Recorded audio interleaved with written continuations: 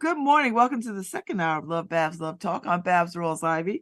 I'm delighted this morning. I've been waiting for this conversation ever since I knew Robert Riordan was coming on. So let me tell you a little bit about him. So Rob is a former international securities lawyer and a current psychologist. He holds a law degree from NYU School of Law and a doctorate in clinical psychology from Rutgers University. He trained at Bellevue and completed his postdoctoral training at the University of Pennsylvania Health System. He maintains a private practice in New York City and Connecticut. He has worked clinically with over 100 couples, with a specialty in high conflict couples and couples in crises. He has over 15 years of experience as a couple therapist. And so, good morning and welcome to the show. Good morning. Good morning. Thank you for having me. Okay, so Robert, what in the world is immersive couples therapy? What is that? So what we've done is we have created a bubble, and we invite the couples into the bubble. The majority of couples will come to us midday on Friday, and they stay with us until the end of the weekend. And the house, the space belongs to them, and the therapist will travel to and from them on Friday, Saturday, and Sunday, and work in what we call immersive or marathon sessions on each of those days. So it's couple therapy, but freed from sort of the traditional time constraints that we're familiar with, the 60-minute, 60 minutes a week model. Wow. So this couples have to be willing to want to put themselves through this, because I would imagine, Robert, if you say a weekend to get 13 weeks in, you have to be willing to be bare quickly. Well, actually, it's yes and no. I mean, I think that you have to be willing to work hard for sure. I mean, you're going to be thrown in the pool. There's a lot of feeling. There's a lot of movement. But unlike, a traditional couple therapy session where you kind of have to flip the switch and get to it because, you're on the clock, I think that, we offer kind of a softer landing for people, like the opportunity to sort of, wade into the water, and, get connected with the feeling that we need to sort of, access in order to see change. Wow. Okay, so what kind of couples do you see? I would imagine if it's crises or high conflict, this is not simply he left the toothpaste on, the toothpaste cap on the sink and didn't close it, or he rolls the toilet tissue the other way. Like, this is give me some examples of high conflict couples. Well, I mean, to answer the question, though, we do see a variety of couples. Not everyone is necessarily in crisis. We see, couples that have made a commitment to get married, and they want to make sure that kind of, they've flipped over every stone and articulated, all of the assumptions that they're proceeding down the road on. We see couples that, are highly invested in the success of their relationship, and so they have some fine tuning to do. And then, of course, we see couples that, are in crisis. And obviously, the easy example there is usually infidelity. When couples are facing infidelity, I think, we are a good match for them because, they can, as opposed to having to work on it over a long period of time, they can confront it and get their bearings back in a relatively short period of time. Before they settle into probably the weekly work that will follow. So when these high conflict couples, crises couples come to you, do they come and say, we just want to sort our feelings out because we know we want to get divorced, or we think there's something here to be saved and we want to get some tools to do it? Like, do you have an outcome when they walk in the door? I think that the answer is actually in between the two. I think they're coming because they don't know the answer to that question. I think that they wouldn't be coming if there still wasn't a desire to see if they could get to the other side of the crisis. But I think when they show up, part of the reason why they need this structure and this guidance is because they're lost and they don't know, what is possible. And oftentimes they don't know really what their partner is hoping for. So part of the experience is kind of, like, laying it all out, put all the, puzzle pieces out, and then try to put everything back together. And so I would imagine, Robert, that when people sign up for this, there's got to be some rules of engagement. Like, do you know what I mean? Like nobody could leave or slam the door, walk out. Like, oh man, you always have the will to sort of leave, but I would imagine that there's some ground rules to this. The ground rules, actually, it's none of the above. I mean, people will feel, they feel whatever feelings. We ask them, obviously, part of the being in the bubble is staying in it. If they need a break, if they need to vent, so be it. The rules of engagement are really about respect. It's about sort of, like respecting your partner, not belittling him or her, like, allowing them to speak, to say what they need to say. Um, and then there are just very fundamental, couple therapy sort of, rules where, couple therapy does not really work when you're dealing with someone with an active addiction because too much of their energy is focused on the addiction.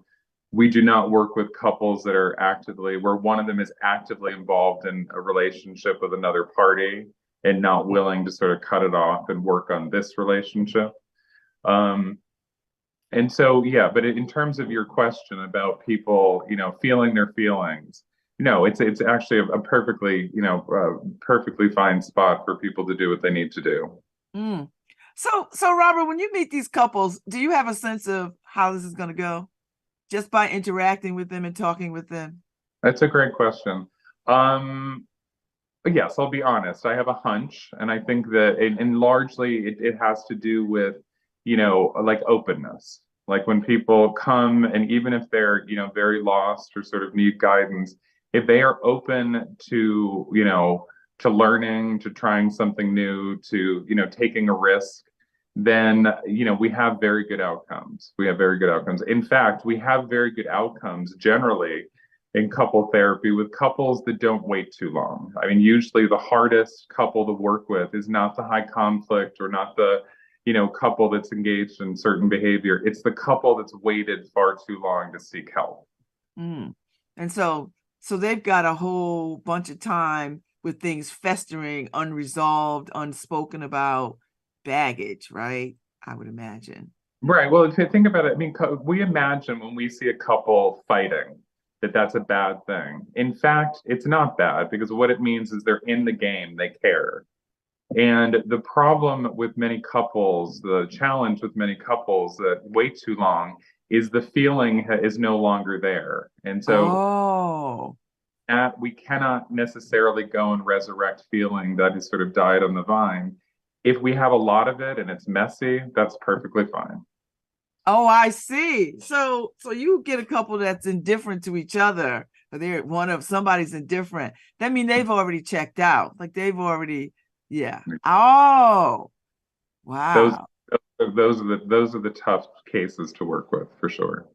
Yeah. And so do you say that to them? Do you say, listen, this is what I see? Do you say Mhm. that? I do. I mean, I'm a pragmatist. I think that, people come to couples therapy, because they want results, they want movement. And I feel like part of our job is not to save the relationship. It's really to sort of, translate the process of where they are and what they're going through. And I mean, very rarely, but yes, indeed, it does happen that, like there are certain couples for whom, the healthiest thing to do seems to move on. Mm. And we can certainly assist and help and support in that process. Now, Robert, are there ever couples that you're like, no, we can't help you? Do you ever do that? Are you that, do you get to sort of, or do you always think that you could help anybody, any couple? I honestly don't think I've met a couple that I think, no, we can't help you. I think that, every couple looks differently. One of the things that's very important to us to underscore is, there's no one right way to be in a couple. And so therefore we have to meet the couple where they're at and we have to honor what it is they want from their relationship. And once we do that, we can get couples movement. Um, so I know I don't think that there's a couple that we can't assist, as long as they're open. Wow. Wow. Now, do you get couples who come back a second time? It's like, you know what? 5 years later, 10 years later, 8 days later. I mean, do you get repeat customers? We get people, which is actually lovely, checking in with us to sort of let us know how they're doing. Once in a blue moon, I did it over the weekend. I met with a couple that I had seen, maybe 2 years ago. And it was really just to check in about, how much movement they got and how, of course, there's still things on their list they want to work on, but the foundation is there, the skills to be able to tackle whatever's coming, inevitably coming down the pike, is there. And so they were doing beautifully. Hmm. Okay, Yeah. so let me just switch gears a little bit. So you're an attorney, Hmm. international securities attorney, and then you Hmm. go you go get this whole doctorate thing in psychology. Yeah. So I know Yeah. I'm sure there's a backstory to this. And then and then and then you start this practice where you do this immersive repair. So how did you get here? How did you get here? So, I mean, the truthful answer in terms of the shift from law to psychology was really as simple as it just took me longer to kind of grow up and figure out what I wanted to be. I went right into law school out of college. I practiced for 10 years. And during those years, I got to know myself better. I figured out what was important to me. So I did a reset. But in terms of the couples work, you know, I don't know if this is a fair statement, but a lot of my friends who are psychologists have said they do not like working with couples. People do not like sort of being in the presence of like, conflict and a lot of big, potentially negative feeling. It just doesn't bother me. In fact, Hmm. I kind of admire the couples for being willing to sort of, they love each other so much, they're willing to sort of fight, to get to a better place. And there's a lot of dynamics going on in the room when you're working with a couple. So it's full on, very engaging. And so, I'm quite surprised this is where I ended up, but couple therapy is a very good match for me. And so not just couple therapy, but this immersive relationship repair. I mean, this is a Mhm. very defined, specific thing. So It is. was this your idea? Like when you were sitting somewhere with somebody and said, you know what they need? They need a weekend of immersive repair. No, no, no. The idea of like a couple retreat it's not a new idea. What's unique about our idea? So for instance, you could go on a couple retreat and you could, spend time with a bunch of other couples. And our idea is different in that we only work with one couple at a time. And we literally have created the bubble. So we're not asking them to travel to our office. Like when they show up on Friday, if they so choose, they can stay, and it's a beautiful waterfront property. They can stay in this beautiful space. And it really is designed to promote them sort of cutting off from the world and orienting to each other. And that plus kind of not looking at the clock, pulling people who have these demanding lives into a different space, um, it works. It just works. People get an opportunity to sort of reconnect with that original commitment, that original promise that they made to each other, you know, even if fleetingly, so as to give themselves hope that they can sort of, fight and work toward a better place.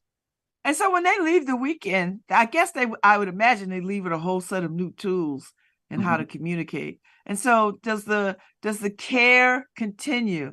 Like after the week of immersive repair work, are you still accessible? Do you still see them one on one? Do Mhm. is it just the weekend and it's over? And No, no, no. Part of the process is, so before we meet them, we do a remote intake. So we have a very clear sense of what the weekend will look like for them.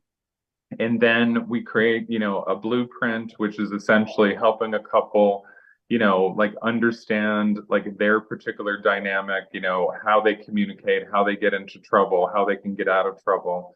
And then we set some goals for them and we check in and have, a follow-up session a month later. On occasion, couples will, ask, maybe one of the parties would like to sort of do some work exploring a particular topic in individual therapy.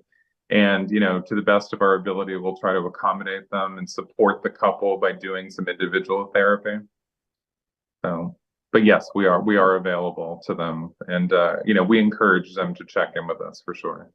So, Robert Riordan, what is it about this that you like so much?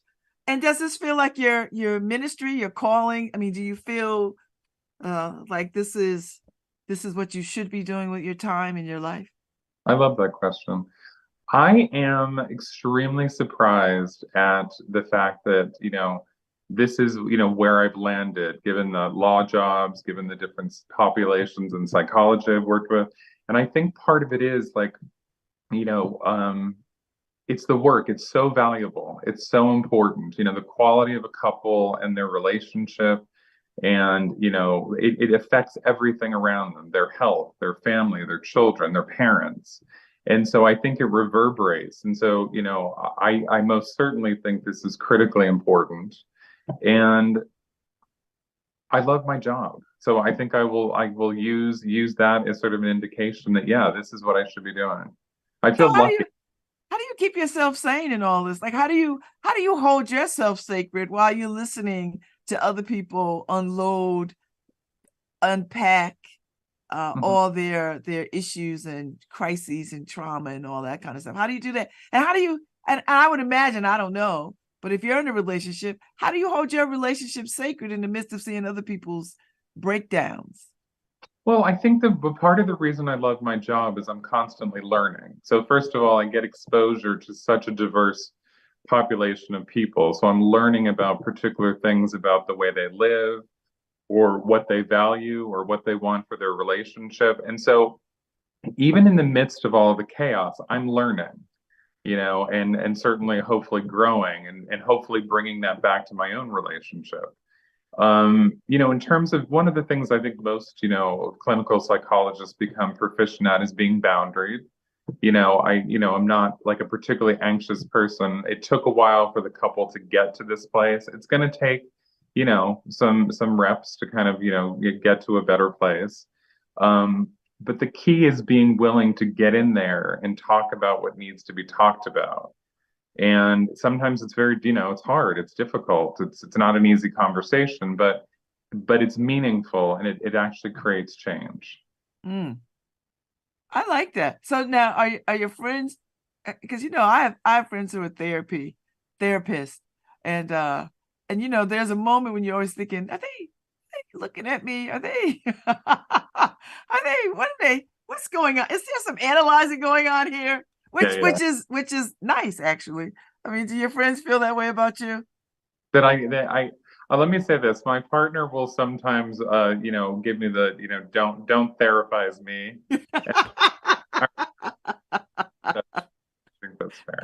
Because Um, there might be a time when somebody needs to just have a meltdown without any other words to it. Just like, I'm having a meltdown. That's it. And listen, as long as it's paired with communication, right? Like let me like what are we doing here? Are we melting down? Are we fixing? Are we venting? Just tell me and I'm good with that. Okay. Yeah. Okay. I like that. I like that. I like that. So, do you think every couple should have some kind of therapeutic experience, Hmm. relationship wise, couple wise? No, no. I think that, one of the things about, I mean, I've been in couples therapy. I think one of the things about, using a couple therapist is when we're in it, when we're in the midst of it, it is very hard for us to sort of, maintain some degree of objectivity. And so allowing, a third party into the dynamic is probably the most like efficient thing to do.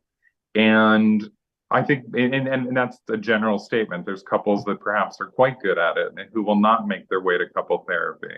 But I think for most of us who are sort of navigating a lot of the demands of sort of modern living, it's very easy to kind of, get off track. And, sort of a professional can help us reorient. Um, I have couples that, a handful of couples that come to therapy because it's the thing that keeps them in a good place. Mm. And therefore, a lot of this is about, it's not about crisis only. It's about sort of valuing, what the space can do for the couple. And, we think about it, yeah, let's take a heterosexual couple. He needs to be attended to, she needs to be attended to, and the relationship itself needs to be attended to. So, we joke, this is like going to the gym for your relationship. Oh, I love that. That's very good because people can relate. That's a relatable thing. And then it makes it real and makes sense for people. Mm-hmm. So what do you do, Robert, when you have a couple and one is resistant to therapy and one is desperate for therapy?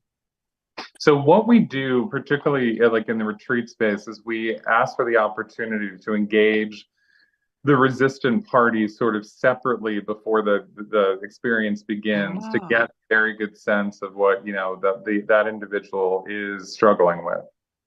And as you can imagine, there's a lot of misconceptions about what happens in couple therapy. And I think one of the anxieties is I think people fear there's going to be a lot of blaming. mm, And it's very important to explain to people that, that's not how this works. Like as we say, there's a million ways to be in a successful couple.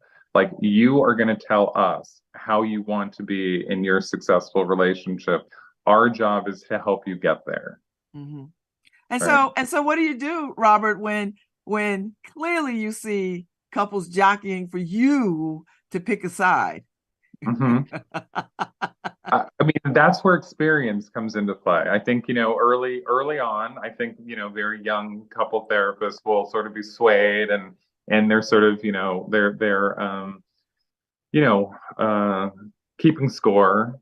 And then when you sort of step back and sort of, let's say outgrow that and you look at the couple and meet them where they're at and think to yourself, wow, they're doing the best they can in this moment, right? And we're not going to sort of judge, how good is that? It's just the reality of how they're showing up.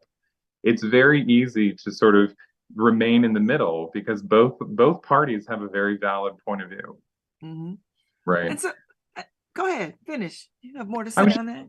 I was thinking a lot of, it's not uncommon that one party comes into therapy with more of um, a self-help or psychology sort of vocabulary. So, they may present themselves as the one who knows, and therefore they kind of are suggesting like fix this guy over here and we'll be all better. And that doesn't really work because obviously everything that's going on in a couple is being co-created. And therefore, conscious or unconscious, we are contributing to every interaction with our partner. Mm, mm. So, Robert, do people come to you and say, you know what, I don't know if I need therapy, but I'm feeling some kind of way in this relationship. I don't feel like my needs are being met, or I'm not being heard or seen, or, Mhm. I don't want to leave this, but I think there's something. Like, when do people know? Or when do you suggest people get therapy? When do you suggest that they make a call?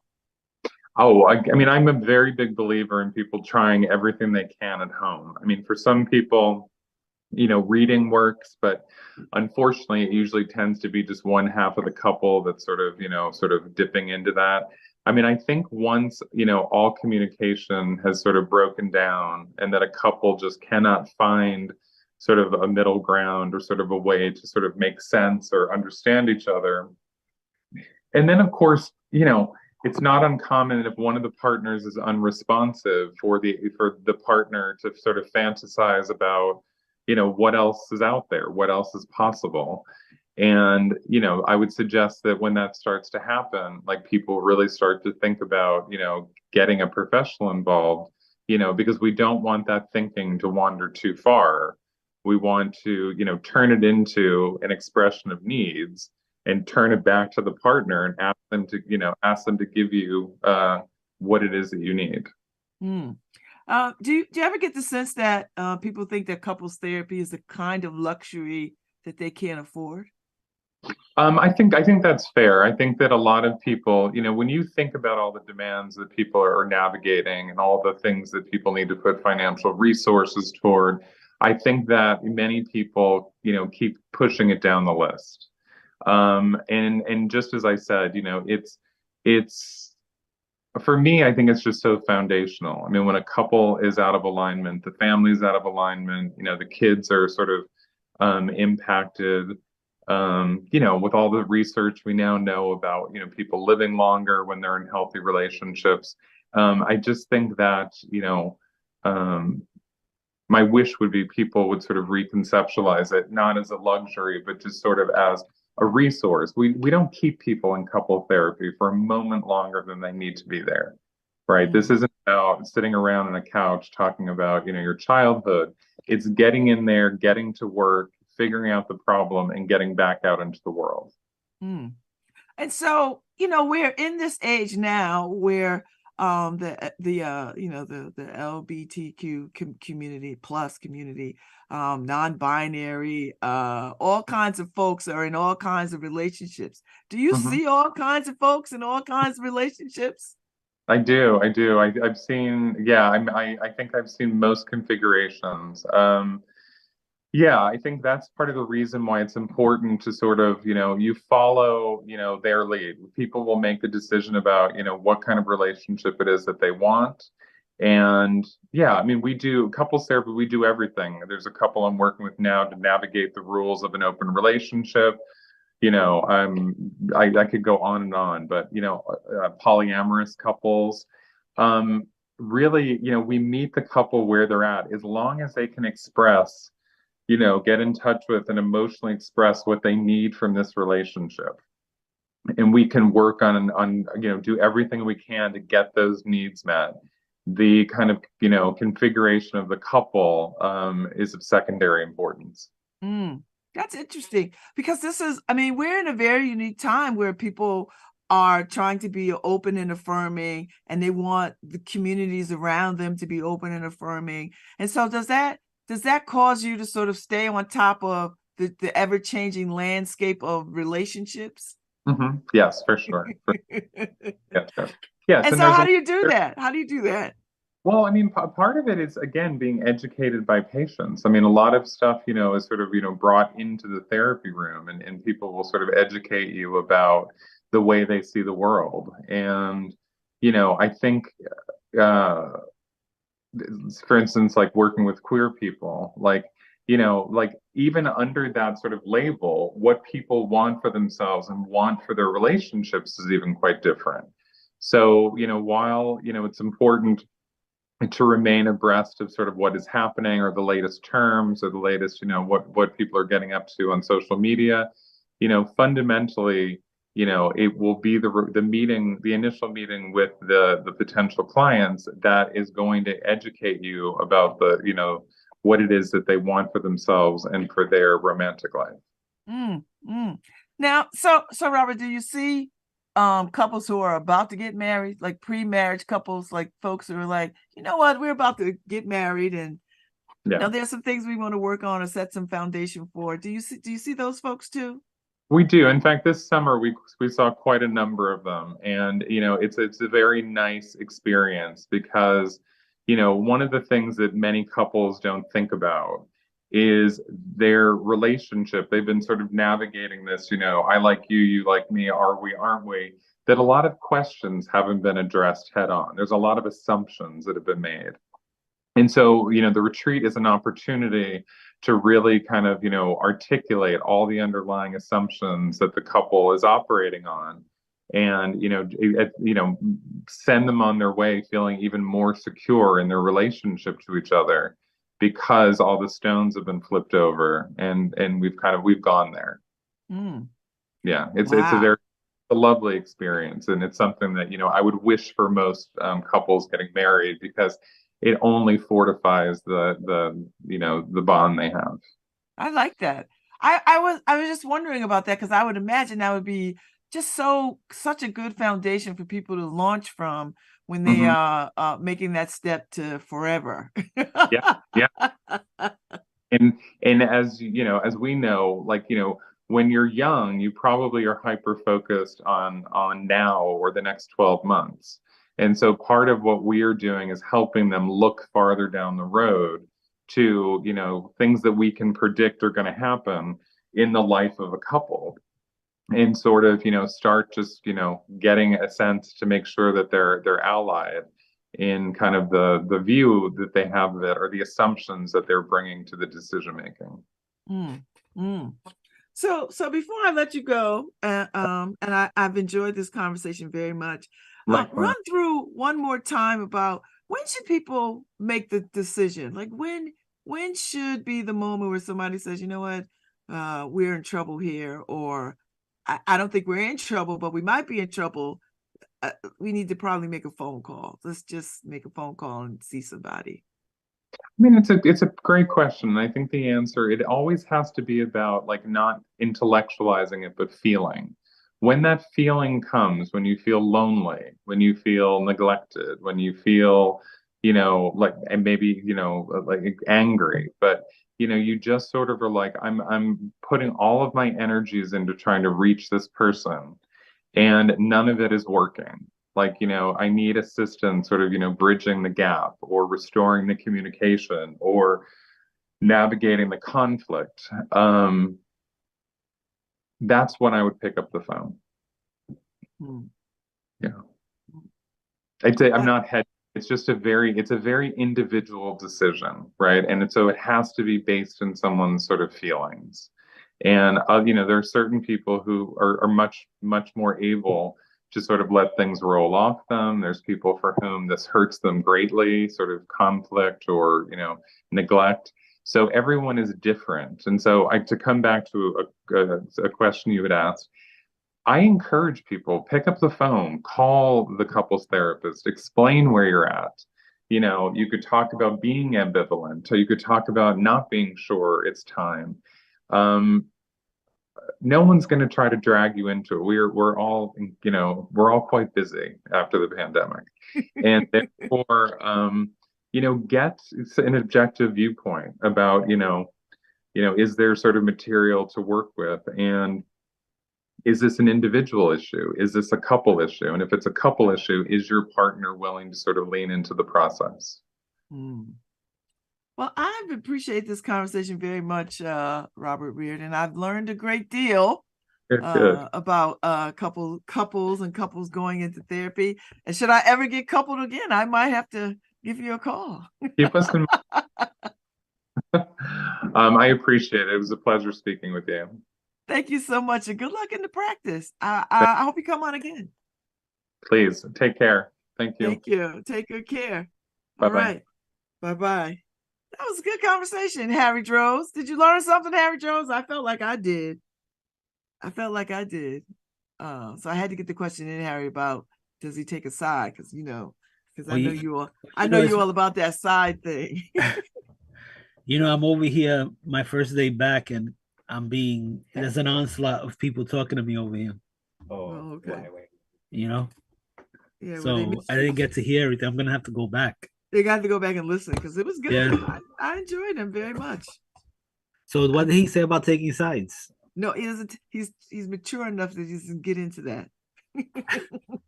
Wait a minute, that makes no sense. He's on the side of health. He's on the side of health and wellness. No, when somebody's right, they're right. Okay, Harry. You got his thing. You might need to get yourself into a couple of things by your damn self. That's the thing. I'm like, if a therapist can't state the obvious, then I might as well be in therapy by myself. Yeah, you go on and work on that issue because I don't want to see Karen. I don't want to see Karen locked up for pushing you down. No, I mean, when we tried it, we tried it. I don't know how much it worked, but we were going through a lot of problems back then. Well, it must have worked because you're almost 50 years in, so 40 years in. We I think I especially took the stubborn hard route. Didn't want to hear much advice from anybody, especially what like I was stating my state of mind there when I say I want a person to say you're right, because that's what I wanted. I wanted affirmation that I was the one, in the right in our issues, but it doesn't work that way. Nope. So I'm fully aware it doesn't work that way because it didn't work that way when I know from experience. I can tell you it didn't work that way. Well, that was Robert Riordan, and that was a good conversation. So tomorrow, Harry, I've got a guest tomorrow. Karen Droz's folks, the domestic violence walk folks, are coming on tomorrow. Yeah. So I'm I know. I sent out the invite today, the Zoom info. So oh, you did? Oh, so I didn't have to do it. You did it. I did it. I this morning I got a reminder. And it wasn't on my phone or anything, it was in my ear. Make sure you send that invite and all that. So good. If they have a flyer, Harry, make sure they send you the flyer if they got a flyer about it. And because I would imagine people from domestic violence are going to come on so we can have that conversation, because it's Domestic Violence Awareness Month too. So yeah, I mean it's one of those issues that for me it seems to get swept under the rug. Oh, it does. It's like there's so much, especially during COVID, there was so much. I know. Domestic violence. Because people couldn't get out the house. They couldn't get away from, they had no place to go. There's no other place they could be. So yes, I'm looking forward to that conversation tomorrow at 10:15. It was literally sleeping with the enemy when you I know. COVID. But, all right, I'm out. I'll be back tomorrow, good people. Thanks, Harry. Welcome back. See you tomorrow. You're listening to LoveBabz Love Talk on WNHH LP 103.5 FM, your home for community radio. Cue music.